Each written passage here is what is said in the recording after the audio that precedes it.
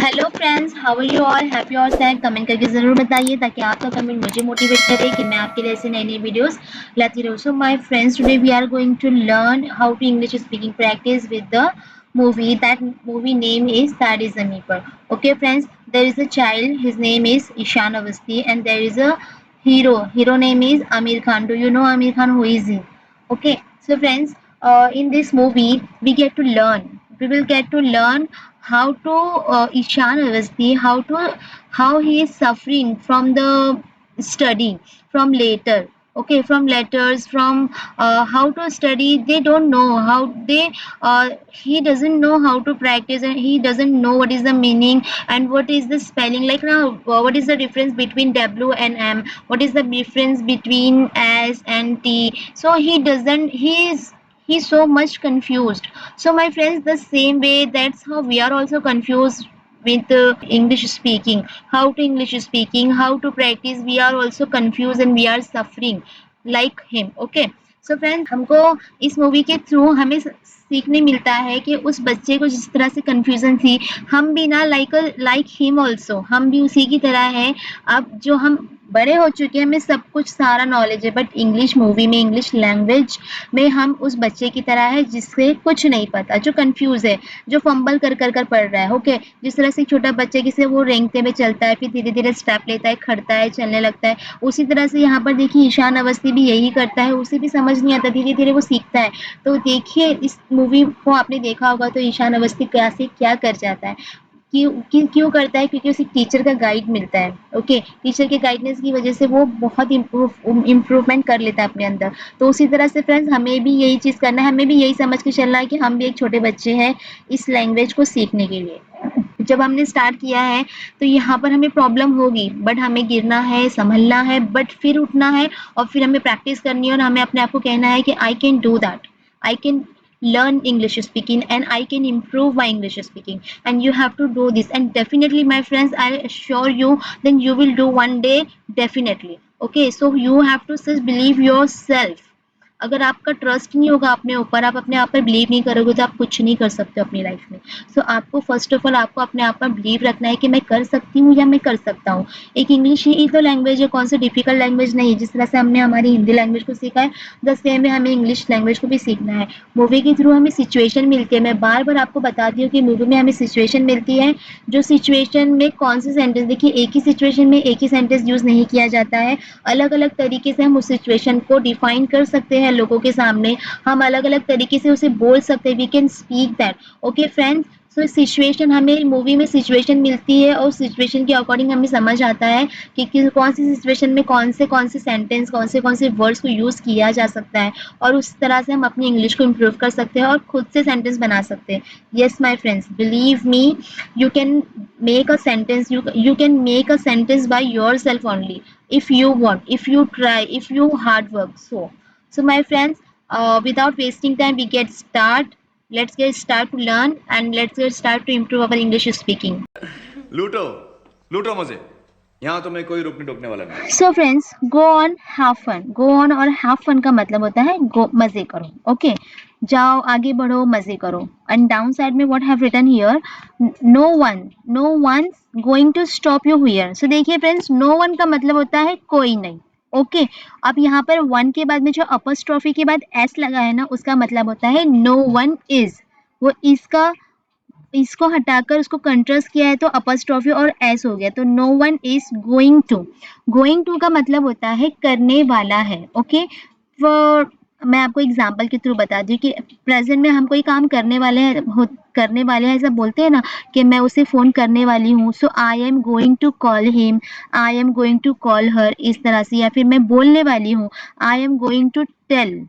Okay, तो जो भी काम हम करने वाले हैं उसके लिए गोइंग टू यूज करते हैं. तो नो वन का मतलब होता है कोई नहीं, और एस जो लगा हुआ है इसका मतलब होता है yes. Okay, no one is going to stop. Stop का मतलब रोकना, यू का मतलब होता है तुम, और हियर का मतलब होता है यहाँ. Okay, so no one going to stop you here मतलब यहाँ तुमको कोई रोकने वाला नहीं है. ओके फ्रेंड्स, कहाँ खो गए दोस्त? So friends, what's up mate, what's up का मतलब होता है क्या हुआ, मेट का मतलब होता है साथी, दोस्त. ओके, सो व्हाट्सअप मेट मतलब क्या हुआ फ्रेंड्स, ऐसे. ख्यालों में कुछ ढूंढ रहे हो? So friends, looking for inspiration. हाँ, लुकिंग फॉर मतलब ढूंढना, इंस्पिरेशन का मतलब होता है कोई ऐसी चीज जो तुम्हें इंस्पायर करे, जो तुम्हें अच्छी लगे, जिसके बारे में तुम सोच कर उस जैसा तुम बनना चाहो। ओके फ्रेंड्स,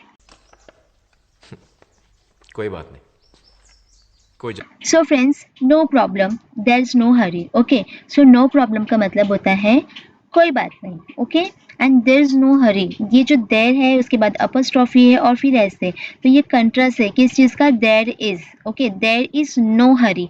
हरी का मतलब होता है जल्दबाजी। ओके, सो जल्दबाजी नहीं है, देयर इज नो हरी। सो देखिए माय फ्रेंड्स, हमारी लाइफ में भी सेम सिचुएशन होती है। नो प्रॉब्लम मीन्स कोई बात नहीं, कोई बात नहीं, हम तो कहते हैं ये, तो वहां पर हमको सेम एज इट इज यही सेंटेंस को याद करना है। No problem, there is no hurry. अगर हमने किसी को कोई काम दिया और उनसे कहते हैं कि आराम से करो, कोई जल्दी नहीं है, तो वहां पर हम ये कह सकते हैं take your time, no problem, there is no Hari.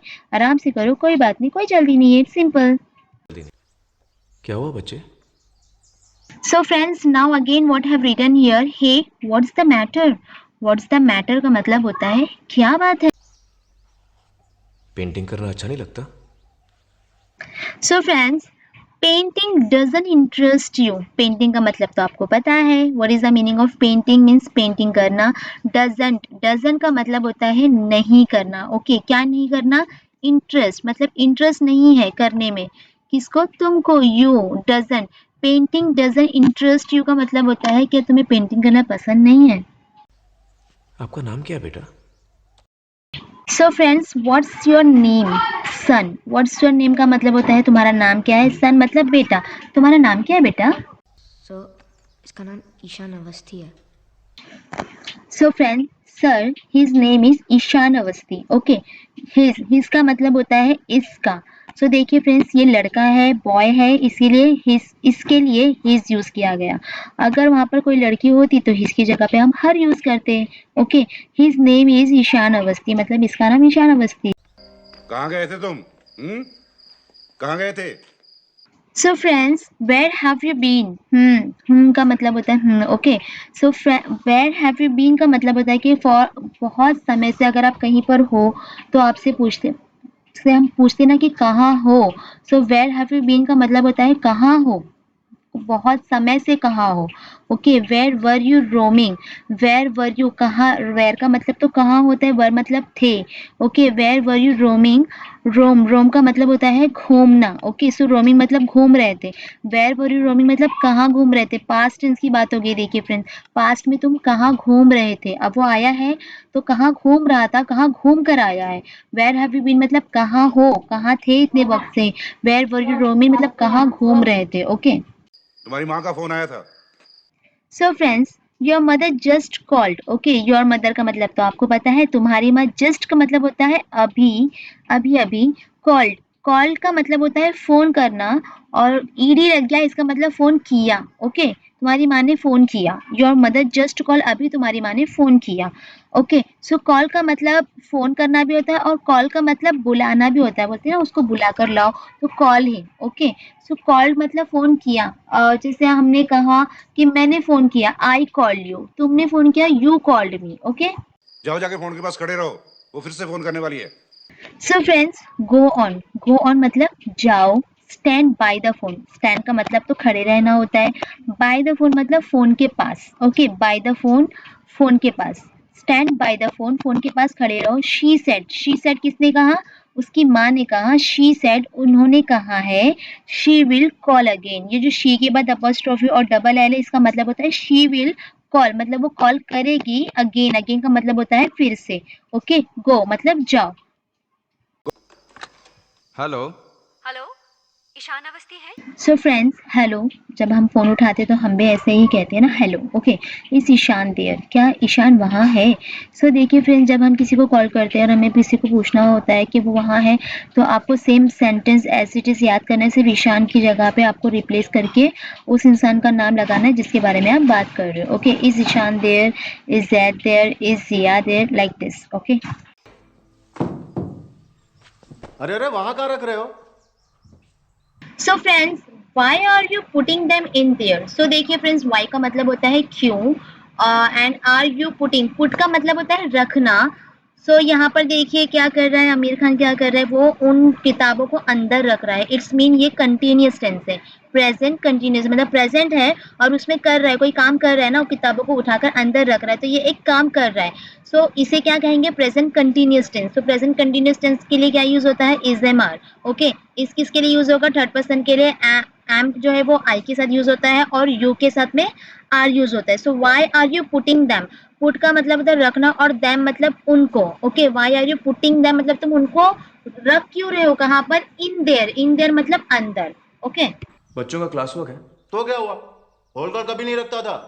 So friends it's the children's class work. Okay, it, ये जो इट है ना, इट के बाद देखो अपोस्ट्रोफी है और फिर ऐसे, तो इसका मतलब क्या होता है, इट इज को कंट्रास्ट किया है इट्स में। Okay, it's the children. अब यहाँ पर भी देखिए चिल्ड्रन के बाद जो अपोस्ट्रोफी आया है उसके बाद जो ऐसा आया है, इसका मतलब होता है चिल्ड्रन के।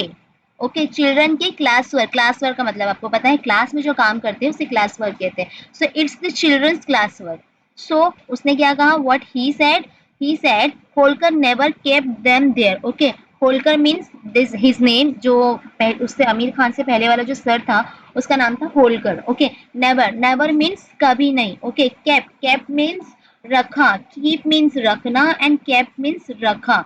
ओके, नेवर देम, देम मतलब उनको, किनको, किताबों को, जो बच्चों का जो क्लास वर्क है ना उनको कहाँ नहीं रखा, देयर, देयर मतलब वहां पर। ओके फ्रेंड्स, वो जगह किताबों के लिए है। तो इन्हें कहाँ so friends that is meant only for books. Okay, that is mean मतलब इसका मतलब है कि वो सिर्फ बुक के लिए है।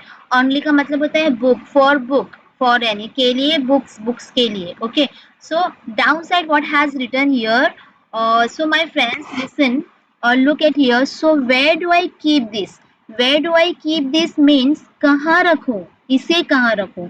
सो देखिए माय फ्रेंड्स, अगर ये सिचुएशन हमारी लाइफ में तो आती रहती है और डेली आती है, तो हमको क्या करना है, हमें एज इट इज ऐसे ही सेंटेंस को याद करना है। Where do I keep this, where do I keep this का मतलब होता है कि मैं इसे कहाँ रखूँ, कहाँ रखूँ। आपके हाथ में कोई बुक है, आपके हाथ में मोबाइल है, आपके हाथ में कपड़े है, आपके हाथ में वाटर बॉटल है, कुछ भी आपके हाथ में, और आपको पूछना है भाई कहाँ रखूँ, तो सेम सिंपल आपको यही सेंटेंस यूज करना है, where do I keep this. Okay, as it is ऐसे याद कीजिए और एज इट इज ऐसे ही इसे यूज कीजिए। लौटा दो वापस बच्चों को। वैसे भी किस काम के ये? So friends, give them back to the boys. Okay, give का मतलब होता है देना, them, them का मतलब मैंने पहले भी बताया ना, them का मतलब होता है उन्हें, उनको। Okay, give them मतलब किसे, वो जो बुक है ना वो book, give them back, back मतलब वापस, to the boys मतलब बॉयज को वापस दे दो, क्या दे दो, them मतलब बुक्स, उनकी जो क्लास वर्क है ना उन्हें। ओके, दे आर, यहाँ पे जो दे के बाद में जो अपोस्ट्रोफी है और आ रही है, इसका फुल फॉर्म होता है they are. Okay, they are को कंट्रास्ट करके हम देयर पढ़ते हैं। Okay, so they're of no use, no use का मतलब होता है इसका अब कोई यूज नहीं है, कोई फायदा नहीं है। ओके, नाउ एनीवे, एनीवे मतलब वैसे भी। What a racket they're making in your class, Nikam. पक्का मच्छी मार्केट बन। So friends, what a racket they are making in your class. तो देखिए मैंने अभी जस्ट पहले बताया दे के बाद जो अपस्ट्रोफी है और फिर आ रही है, इसका मतलब होता है they are. Okay, what a racket, racket का मतलब होता है शोर मचाना। what a racket they are making, they are मतलब कौन, वो जो बच्चे हैं ना उन्हें कहा, दे मतलब वो क्या शोर मचा रहे थे, इन योर क्लास मतलब तुम्हारी क्लास में। It's like a fish market मतलब ऐसा लग रहा था जैसे मच्छी मार्केट है। बच्चे हैं सर, शोर तो करेंगे। So friends they are just kids मतलब वो सिर्फ बच्चे हैं sir, what do you expect. So friends देखिए यहाँ पर आमिर खान ने क्या कहा, बच्चे हैं सर, मस्ती तो करेंगे। ओके, बट देखिए हिंदी में मस्ती तो करेंगे, बट यहाँ पर क्या लिखा है, व्हाट डू यू एक्सपेक्ट मतलब आप क्या उम्मीद रखते हो, बच्चे हैं आप क्या उम्मीद रखते हो।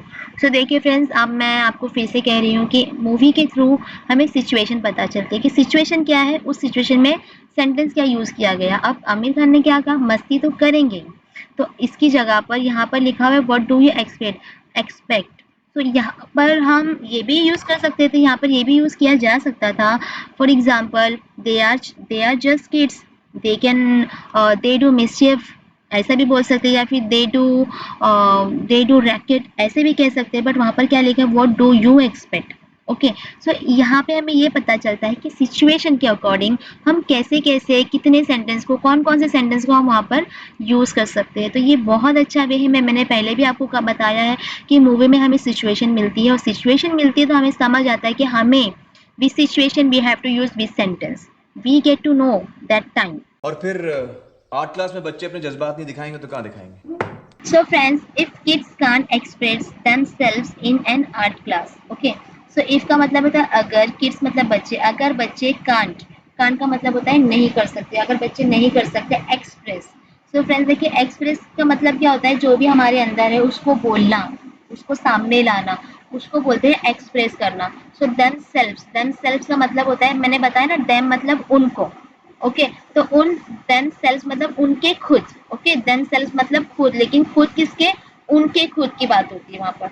So if kids can't express themselves in an art class मतलब आर्ट क्लास में नहीं करेंगे, सो what else का मतलब होता है और कहाँ, what else would they, okay, और कहाँ करेंगे।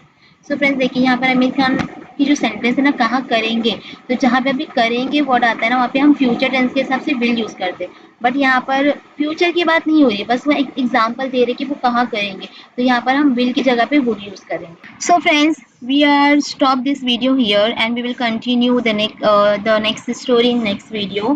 So friends, all I want to say you only one thing, that if you want to like my videos and if this video helpful for you and if you improve your English speaking with this video, so friends, I would like to say you something, just only you comment and tell me, did this video helpful you or not, did something you like in this video or not, because if you don't tell me, so how could I understand, how could I know that this video helpful for you or not. Because if you tell me, so afterward I can improve my videos so please my friends, like my videos, comment and tell me, and share my videos and subscribe my video. If you watch my videos first time, so kindly please subscribe my channel and share about my channel to others, because if you improve your English speaking, so they also can an opportunity, they can also an opportunity to improve their English speaking. So my friends, break the leg for your English speaking journey.